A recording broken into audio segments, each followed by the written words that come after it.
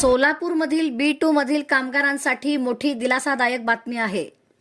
महानगरपालिकेवर भाजपची सत्ता आल्यानंतर B2 मधील कामगारांच्या जागा शासनाकडून विनामूल्य त्यांच्या नावावर करण्यात येणार असल्याची घोषणा महसूल मंत्री चंद्रशेखर बावनकुळे यांनी केली आहे।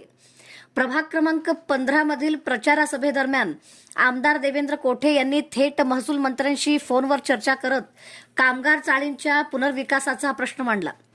मुख्यमंत्री देवेंद्र फडणवीस यांच्या निर्देशानुसार आचारसंहिता संपल्यानंतर तातडीने बैठक घेऊन एकही रुपया कर न घेता हा प्रश्न मार्गी लावण्याचे आश्वासन देण्यात आले। या घोषणेमुळे नागरिकांनी टाळ्यांच्या कडकडाटात भाजपला पाठिंबा दिला। महसूल मंत्री चंद्रशेखर बावनकुळे साहेब फोनवरती आपल्याशी जोडतोय। हॅलो,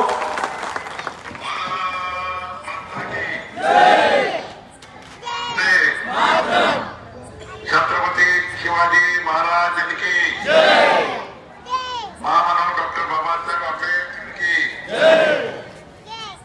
या ठिकाणी उपस्थित आपले महाराष्ट्र विधानसभेचे लोकप्रिय आमदार देवेंद्र कोठेजी, व्यासपीठावर उपस्थित सर्व मान्यवर, उपस्थित सर्व बंधू भगिनी, माननीय देवेंद्र कोठेजींनी महाराष्ट्र विधिमंडळामध्ये आपल्या 13 कामगार चाळीच्या